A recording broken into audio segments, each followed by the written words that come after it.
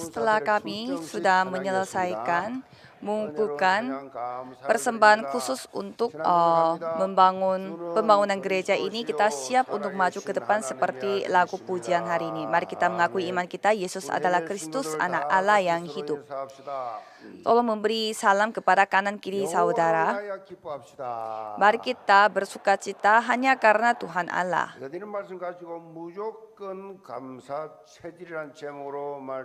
Saya akan memberi firman Tuhan hari ini dengan judul Tabiat Bersyukur Tanpa Syarat.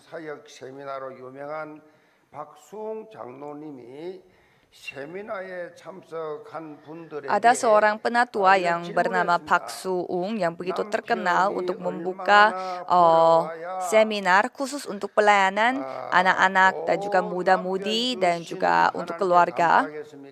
Ia bertanya kepada orang-orang yang menghadiri seminar, kira-kira Anda akan senang jika berapa uang yang harus dibawa oleh suami. Dan para peserta mereka tidak bisa menjawab. Lalu Pak Penatua itu melanjutkan pembicaraannya. Kalau misalkan saudara merasa tidak puas dengan uang yang dibawakan oleh suami sehingga saudara terus kepikiran sama cowok yang sebelum suami dan berimajinasi kalau misalkan saudara nikah dengan cowok itu akan hidupnya lebih makmur daripada sekarang. Karena cowok yang saudara tidak jadi nikah itu pun pasti akan menderita seperti sekarang.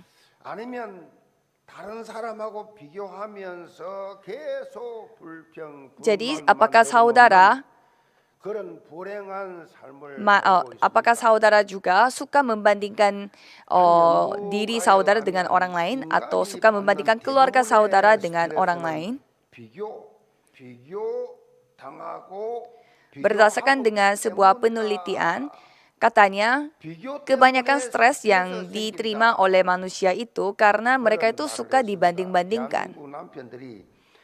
Apakah saudara tahu orang yang paling dibenci oleh suami di Korea Selatan yaitu suaminya tetangga?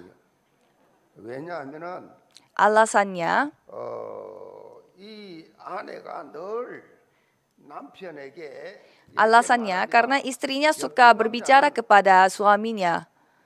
Katanya suami di tetangga itu dia bawa banyak uang, dia orangnya baik. Dan katanya dia suka beliin baju-baju mahal untuk istrinya.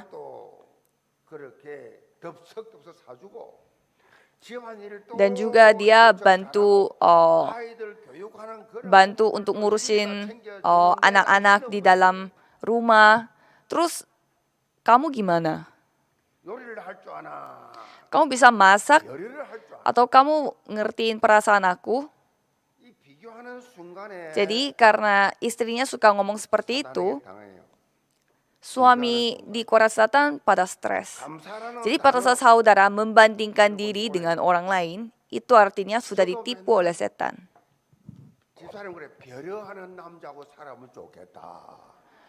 Saya juga suka mendengarkan apa kata istri saya, yaitu katanya dia ingin bertemu dengan suami yang berpengertian. Katanya saya harus ambil kursus untuk masak. Jadi walaupun saya bilangnya tidak mau, tetapi kalau saya melihat tempat kursus masak, jadi saya jadinya coba lihat dulu. Apalagi sekarang kita menghadapi bencana dunia, yaitu pandemi COVID. Jadi tidak ada rasa syukur bagi kita. Jarang sekali kita memakai kata rasa syukur. Jadi kondisi dan situasi kita bukannya membuat kita bersyukur, tetapi malah tidak bisa bersyukur. Malah bersungut-sungut.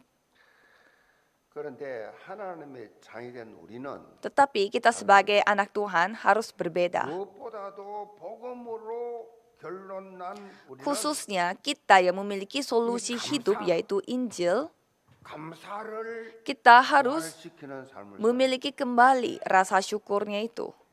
이것을 위해 중요한 것이 뭐냐? Jadi apa yang paling penting untuk ini, 내가 먼저 seperti judul firman hari ini, kita terlebih dahulu harus memiliki tabiat untuk bersyukur. Aku dulu, jangan suami kita dulu atau anak kita dulu, tapi aku dulu. Firman Tuhan yaitu firman Tuhan hari ini menegaskan dari 1 Tesalonika 5 ayat 16 sampai 18, yaitu bersukacitalah senantiasa, tetaplah berdoa, mengucap syukurlah dalam segala hal, sebab itulah yang dikehendaki Allah di dalam Kristus Yesus bagi kamu. Itulah kehendak Tuhan. 이 말씀이 구성을 보면요. Kalau kita melihat komposisi firman Tuhan hari ini sangat menarik, karena di sini bilangnya bersukacitalah senantiasa dan mengucap syukurlah.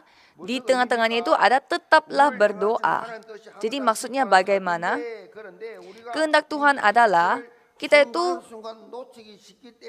harus bersyukur dalam segala hal. Tetapi kita suka lupa dengan hal itu. Oleh karena itu di tengah-tengahnya harus kita tetap berdoa. Jadi kalau kita tetap berdoa, pastilah sebagai hasilnya akan dapat mengucap syukur dalam segala hal. Jadi orang yang tidak bisa bersyukur artinya dia tidak berdoa. Jadi orang yang tidak berdoa, dia tidak akan bersyukur.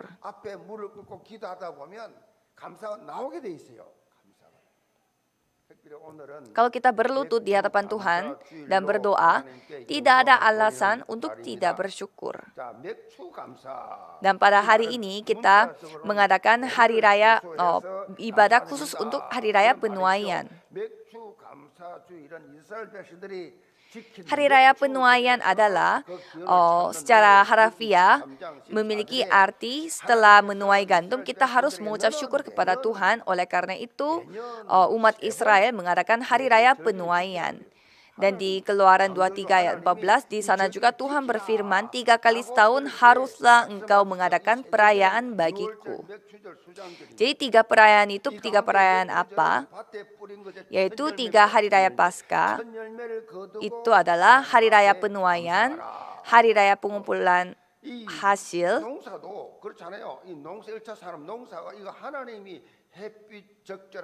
Jadi 3 hari raya itu Paskah, hari raya penuaian, dan hari raya pengumpulan hasil.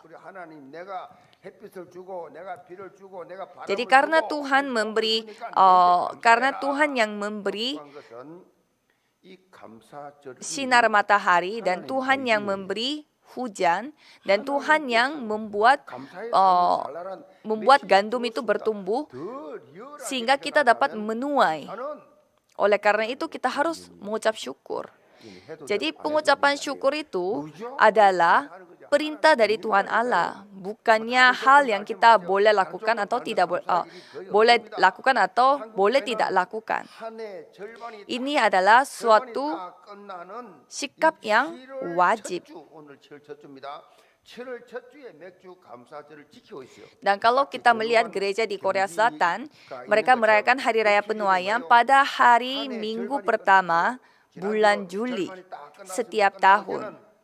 Karena mereka menganggap itu titik pemulaiannya setengah tahun yang sisanya. Jadi seperti permainan sepak bola yang dimainkan 2 babak. Jadi babak pertama itu bulan Januari sampai Juni dan babak kedua itu bulan Juli sampai bulan Desember. Jadi sama seperti itu, sama babak pertama kita harus bersyukur karena Tuhan telah memimpin kehidupan kita ini, dan untuk memulai babak kedua kita juga harus bersyukur karena kita percaya bahwa Tuhan akan memimpin kita juga seperti babak pertama. Dan pada tahun 2022 Tuhan telah memberi firman tahunan, yaitu kemegahannya yang kemudian akan melebihi kemegahannya yang semula. Dan dengan memegang firman ini kita melakukan gerakan last 1000. Last 1.000 ini untuk apa? Untuk pembangunan gereja. Jadi untuk apa kita membangun gereja? Jadi kita membangun bait Allah supaya kita dapat mengalahkan 3 organisasi yaitu Freemason dan juga organisasi-organisasi yang tidak taat oleh firman Tuhan. Maka dari itu kita melakukan gerakan Last 1.000 supaya kita membangun bait Allah yaitu gereja ini. Dan kami telah mencapai 100 M. Jadi mari kita tepuk tangan untuk memuliakan nama Tuhan.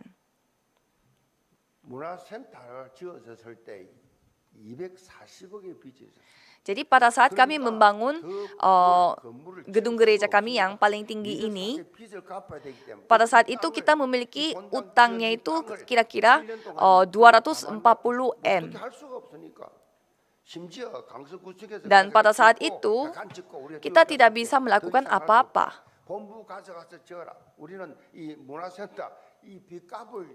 Jadi pada saat kita sudah memiliki utang gereja 240 M, kita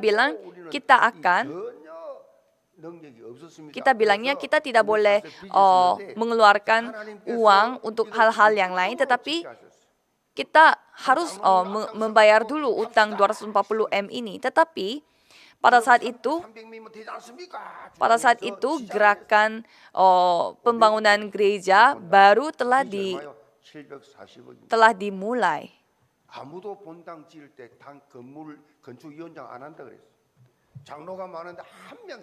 Jadi pada saat itu kami memiliki komisi pembangunan gedung gereja di Yewon, dan pada saat kami masih memiliki utang 240 M, kita disuruh untuk memperluaskan gereja kita lagi sehingga kita memiliki sekitar 700 M utang totalnya.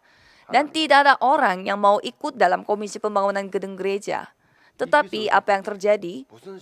Kita hanya berdoa, tetapi Tuhan yang sendiri pimpin sampai saat ini, sampai Tuhan membuat kita melunasi utang gereja yang gedung sebelumnya, dan kita sudah berkumpul 100 M untuk perluasan gereja ini. Jadi kita sudah dengan berkumpulnya 100 M ini, utang gereja kita akan berkurang, nominal utang gereja akan berkurang 1 digit. Jadi tidak masalah untuk menegaskan, jadi tidak usah menegaskan setiap minggu bahwa kita harus mengumpulkan persembahan untuk gedung gereja. Jadi mulai hari ini,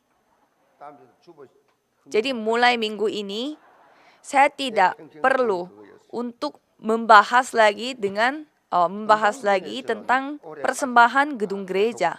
Karena selama 30 tahun selama ini saya terus harus menginformasikan kepada jemaat bahwa kita harus mengumpulkan uang untuk gedung gereja. Tapi mulai minggu ini saya tidak perlu. Jadi saya tidak perlu lagi untuk bahas itu lagi. Jadi saya tetap bersyukur. Jadi begitu banyak sekali jemaat gereja Yewon mengikuti gerakan Last 1.000 ini untuk memberi gedung gereja, untuk memberi persembahan gedung gereja. Jadi Last 1.000 itu artinya satu jemaat kita memberi uang persembahan itu sekitar 10 juta won. Itu kira-kira 100.000 rupiah. Dan 100.000 rupiah itu terkumpul sampai 100.000 rupiah itu telah diberi oleh anggota jemaat gereja Yewon sampai terkumpul 100 M. 100 M Korea berarti 1000 M. Bukan 1000 M, 1 triliun rupiah. 당신의 지상 명령을 이루어 가기로 했다고 모인 Jadi sampai 성도들. Tuhan 여러분은 이제부터 menggenapi 다른 이유 없이 gerakan ini, 무조건 감사하시 바랍니다. apa yang kita perlu lakukan itu hanyalah bersyukur.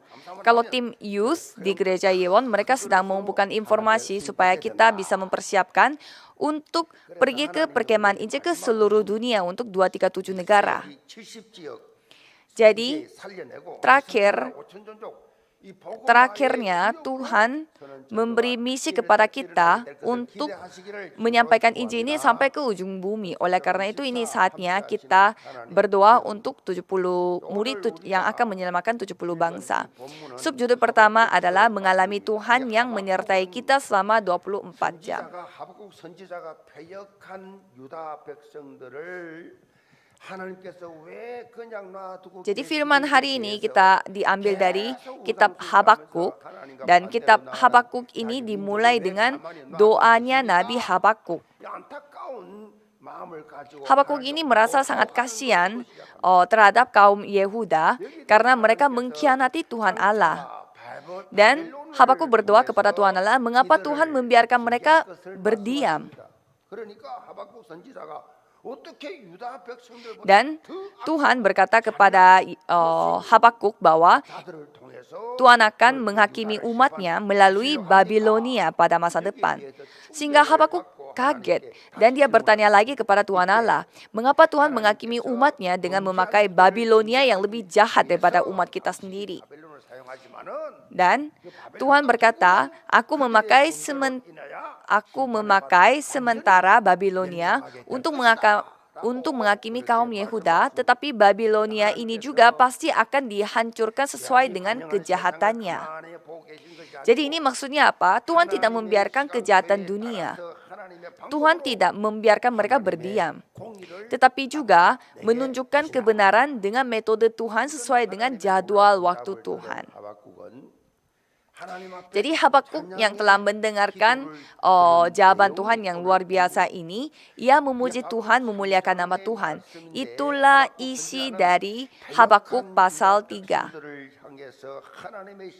Dan Nabi Habakuk, ia tahu dengan baik apa yang Tuhan akan hakimi terhadap kaum Yehuda. Dan kalau kita melihat kitab pasal 16, apa yang diceritakan oleh Habakuk, dia itu sampai menggigil bibirnya dan tulang-tulangnya seakan-akan kemasukan sengal dan gemetar di tempat dia berdiri.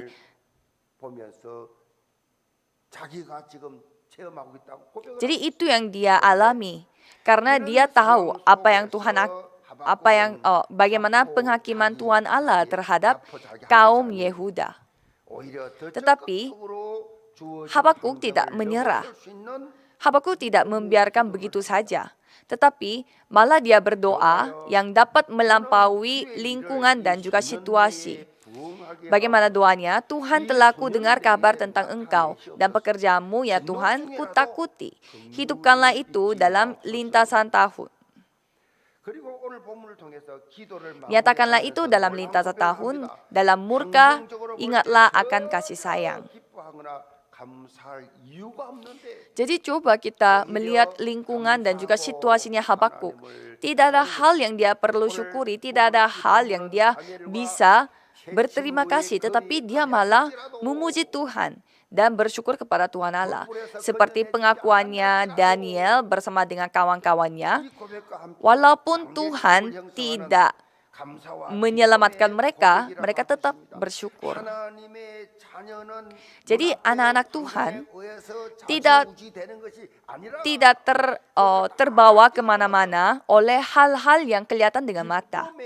Tetapi kita dapat melampaui hal-hal yang terlihat di mata dan bisa hidup bersukacita. Itu alasan kita hidup di dunia ini. Kalau kita melihat ayat 17, sekalipun pohon ara tidak berbunga, pohon anggur tidak berbuah, hasil pohon zaitun mengecewakan, sekalipun ladang-ladang tidak menghasilkan bahan makanan, kambing domba terhalau dari kurungan, dan tidak ada lembu sapi dalam kandang. Namun aku akan bersorak-sorak di dalam Tuhan, beria-ria di dalam Allah yang menyelamatkan aku. Jadi Habakuk menyadari akan kedaulatan Tuhan yang mutlak dan juga prinsip Tuhan yang pasti akan digenapi. Oleh karena itu, ia berdoa dengan penuh pengucapan syukur. Jadi 6 hal yang dibicarakan dari kitab Habakuk ini, kalau kita melihat itu adalah hal-hal yang sangat esensi dalam kehidupan mereka sehari-hari. Coba kita melihat, kalau pohon ara itu apa? Jadi buah pohon ara itu bahan makanan yang penting bagi mereka.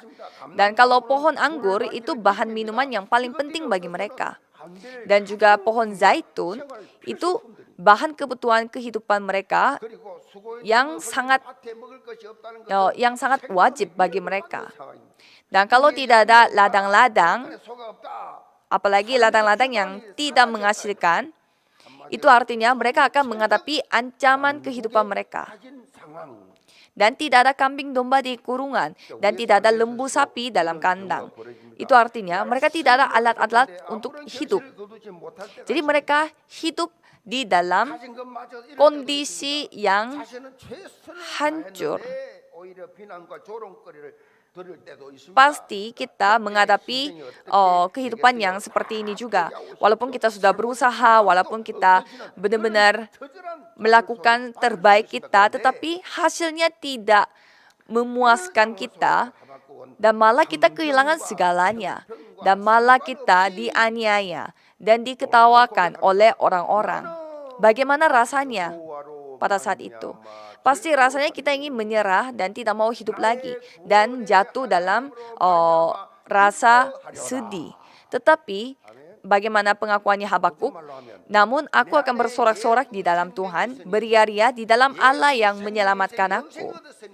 Karena kita sudah memperoleh keselamatan, jadi aku mati pada hari ini pun ini adalah kerajaan sorga. Jadi walaupun aku kena kanker, walaupun perusahaan aku hancur, walaupun bisnis aku bangkrut, dan walaupun tidak ada makanan yang aku bisa makan dan hidup, tidak ada alasan untuk aku tidak syukuri. Karena Tuhan bersama dengan aku 24 jam. Jadi orang yang memiliki anaknya yang tunggal akan memiliki hidup. Oleh karena itu dapat melampaui semua penderitaan dan semua kesedihan. Tuhan Allah yang menjadi keselamatan kita, ia bersama dengan kita 24 jam. Jadi dalam kondisi apapun, situasi apapun, kita dapat bersyukur. Kalau kita hidupnya lancar dan bisnisnya sukses, dan semuanya menjadi berjalan lancar, kalau itu ya siapapun bisa bersyukur. Orang yang tidak percaya pun mereka bersyukur. Tetapi bersyukur di tengah kesusahan, di tengah masalah, itu hanya orang beriman yang dapat melakukannya. Hanya aku yang dapat mengakuinya. Jadi walaupun tidak memiliki apa-apa, seperti di Daniel 3 ayat 18, tetapi seandainya tidak pun, aku tetap akan memuliakan nama Tuhan. Jadi kalau Tuhan Allah yang telah menyelamatkan kita memiliki kasih Tuhan yang luar biasa. Oleh karena itu kita tidak perlu takut, tidak perlu binasa. Tidak perlu putus asa. Lagu favorit saya itu berjudul Bersyukur pada Tuhan yang telah selamatkanku. Jadi seperti lagu favorit saya, mari kita ingat kembali bahwa alasan kita bersyukur adalah karena kita sudah diselamatkan oleh Tuhan Allah. Jadi karena kita sudah diselamatkan oleh Tuhan Allah, dan Tuhan Allah yang seperti itu bersama dengan kita 24 jam. Jadi untuk apa kita jatuh dalam masalah depresi dan jatuh dalam masalah keputusasaan? 같이 한번 찬양해 볼까요? 같이 찬양합시다. Mungkin kita coba menyanyikan lagu favorit saya bersama-sama yang liriknya berkata bahwa terima kasih kepada Tuhan Allah yang telah selamatkan saya dan terima kasih karena Tuhan telah memberi segalanya kepada saya.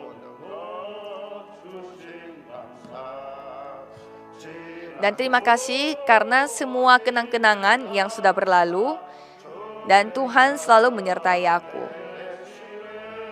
Dan terima kasih juga karena musim semi yang begitu harum.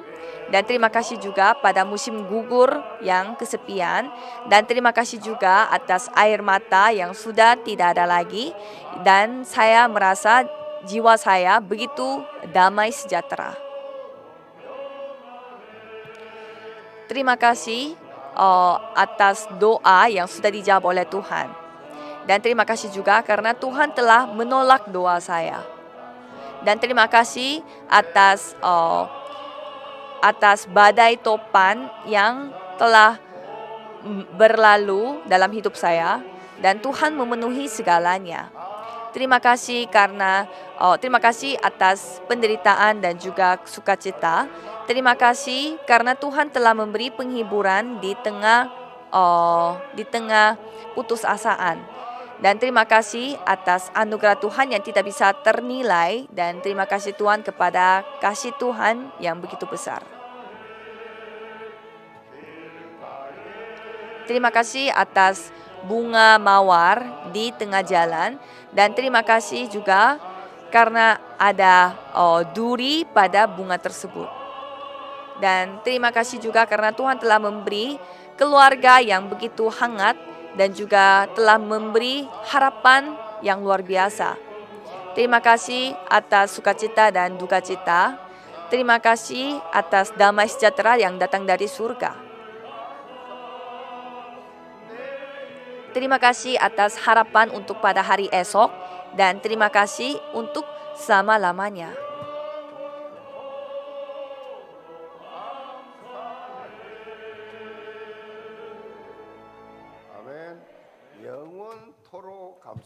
Amin. Jadi kita harus bersyukur selama-lamanya. Kita memiliki alasan untuk bersyukur selama-lamanya. Jadi saya berharap semua anggota Jemaat Gereja Yewon selalu menyertai Tuhan 24 jam dan memiliki rasa syukur 24 jam tanpa syarat. Subjudul kedua adalah mengalami Tuhan yang memberi kekuatan selama 24 jam. Ayat 19 berkata, Allah Tuhanku itu kekuatanku. Ia membuat kakiku seperti kaki rusa. Ia membiarkan aku berjejak di bukit-bukitku untuk pemimpin biduan dengan permainan kecapi. Jadi Nabi Habakuk ini, ia menyadari apa yang menjadi kekuatan bagi dia. Apa itu? Yaitu Allah Tuhanku itu kekuatanku. Jadi kekuatannya itu bukan datang dari uang, bukan datang dari manusia, atau bukan datang dari insiden, tapi datang dari hanya Tuhan Allah. Jadi Allah Tuhanku. Allah Tuhanku, kalau kita baca dari Alkitab dalam bahasa Korea, di sana memakai kata Tuhan Allahku yang Yehova. Jadi Yehova itu kita jarang menggunakan kata Yehova karena Kristus adalah Yehova. Jadi karena Kristus sudah datang, jadi kita jarang memakai Yehova. Jadi Kristus yaitu Yehova sudah datang kepada kita. Jadi tidak ada alasan lagi untuk kita takuti. Jadi Kristus menjadi sukacita, Kristus menjadi anugerah, dan itu seperti rusa yang memiliki kaki yang sangat kuat. Jadi kemanapun ia pergi, ia tidak takut. Jadi kalau anak Tuhan harus memperoleh kekuatan baru dari hubungan dengan Tuhan Allah. Jadi janganlah saudara mencari penghiburan dari orang-orang. Jadi harus ingat bahwa Tuhan sendiri yang akan memberi penghiburan. Kalau penghiburan dari manusia pasti ada akhirnya, tapi kalau penghiburan dari Tuhan Allah tidak ada naik turunnya. 무조건 감사도요. 24시 하나님이 주신 힘을 체험할 때 Jadi pada saat saudara mengalami kekuatan dari Tuhan Allah 24 jam, pasti saudara bisa menyadarinya. Jadi bagaimana caranya kita bersyukur tanpa syarat? Tuhan sendiri yang harus menjadi kekuatannya. 긍정적인 말하는 사람은 자꾸 보고 싶잖아요. Jadi pasti saudara juga merasa senang kalau bertemu dengan teman-teman yang optimis. 어두운 마음이 그 사람만 만나면 Jadi kalau bertemu dengan orang-orang yang optimis, pasti kita ingin bertemu lagi. 여러분이 24 하나님과 기도 Jadi janganlah saudara 하게 돼 있어요. 그것이 Janganlah saudara lupa akan hubungan saudara dengan Tuhan Allah. Kalau kita sekali memulihkan hubungan kita dengan Tuhan Allah, pasti akan diberikan heavenly power, yaitu kekuatan surgawi. 393 Dan kita tinggal menikmati 복잡하게 보입니까? 아닙니다. 여러분. doa 393. 묵상해 보세요. 한 번만 묵상하면 Kalau saudara merenungkan doa 393, saudara bisa menikmati segalanya. Jadi saya akan memberitahu apa itu 393. Yang tiga pertama adalah, yang pertama, Allah Bapa memproklamasikan firman Tuhan, dan dua itu Allah Anak yang menggenapi firman Tuhan. Yang nomor tiga, Allah Roh Kudus menyertai aku dengan firman Tuhan. Jadi Tuhan mimpin kita, Roh Kudus selalu mimpin kita melalui firman ini. Jadi tinggal percaya saja dengan adanya Tuhan Allah Tritunggal. Itulah doa 393, tiga pertama itu. Kalau gitu, kita akan menerima 5 kekuatan. Jadi 5 kekuatan itu apa? Kekuatan pertama itu kekuatan rohani, yaitu kekuatan yang kita terima dari firman Tuhan Allah. Dan selanjutnya adalah kekuatan intelektual. Jadi pada saat kita mendengarkan firman Tuhan, pasti kita dapat membedakan mana yang baik, mana yang tidak baik. Itulah kekuatan intelektual. Dan nomor 3, kekuatan tubuh fisik. Jadi maksudnya pada saat kita mencoba nantang diri dengan firman Tuhan, pastilah kita dibutuhkan kekuatan secara fisik. Dan kalau kita melakukannya, pastilah kita akan menerima kekuatan finansial. Jadi di tempat yang dimana Tuhan kehendaki, biarlah saya yang dipakai oleh Tuhan, dan bisnis saya yang dipakai oleh Tuhan, dan kantor saya yang dipakai oleh Tuhan Allah. Jadi itulah hati kita. Kalau itu Tuhan akan memberi kekuatan finansial dan juga akan memberi kekuatan tenaga kerja. Jadi kita akan bertemu dengan murid-murid yang sudah Tuhan siapkan. Kita bisa bertemu dengan murid dan juga bisa bertemu dengan pendamping-pendamping kita. Jadi pada saat kita menikmati Allah Tritunggal, kita akan hidup dengan 5 kekuatan secara penuh.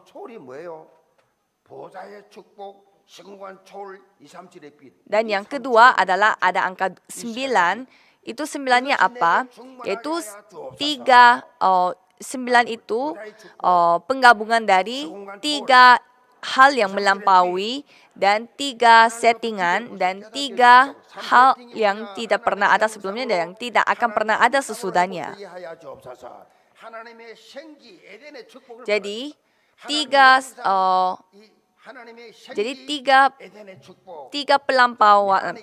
hal yang dapat melampaui adalah berkat tata kerajaan sorga, dan jawaban yang melampaui ruang dan waktu, dan terang Kristus untuk menyelamatkan 237 negara. Dan 3 settingan adalah, yang pertama adalah rupa Tuhan Allah, dan ada gambar Allah, dan hidup nafas Tuhan Allah, dan berkat Taman Eden. 나와 교회와 Dan selanjutnya itu apa? Jawaban yang belum pernah ada, yang 마지막 삶이 뭐냐? belum pernah ada yang 목회자와 akan 함께 교회를 살리고 takkan pernah ada demi diri kita. Jadi maksudnya jawaban yang belum pernah ada sebelumnya dan tidak akan pernah ada sesudahnya. 참실에 Dan 살리는 itu 축복의 ada 종이 pada diri 되달라고 kita 기도하는 것이다. dan ada pada gereja kita dan ada pada untuk 목회자를 통해서 zaman kita. 담담 말씀이 생명력 넘치도록 중직자를 통해서 교회와 현장 산업이 살아나도록 Jadi melalui pengurus gereja dan melalui 응답 속에 들어가게 하여 dan melalui anggota jemaat gereja dan melalui pelayan Tuhan, Tuhan akan genapi semua firman itu. 없는 기도지요. 기도가 역사에 없는 기도지요. 성경이 Ini adalah doa yang diinginkan oleh Alkitab.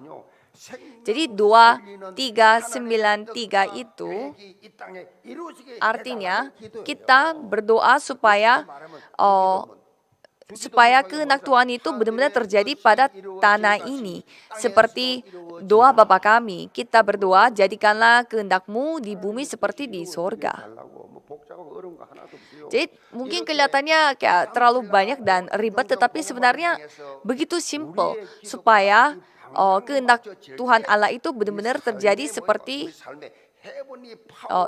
di sorga.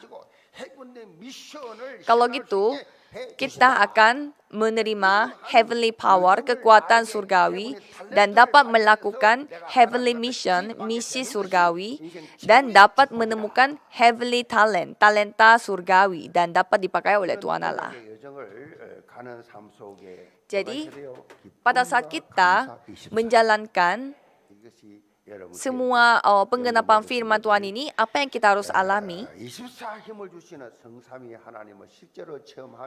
Yaitu kita dapat alami sukacita dan rasa syukur. Jadi saya memberkati saudara sekalian supaya saudara dapat menikmati rasa syukur dan juga sukacita dalam penggenapan firman Tuhan ini. Kesimpulannya adalah seorang ahli pendidikan yang bernama Leo Buscaglia, dia memperkenalkan sebuah kenangan dengan ibunya dalam bukunya dia sendiri.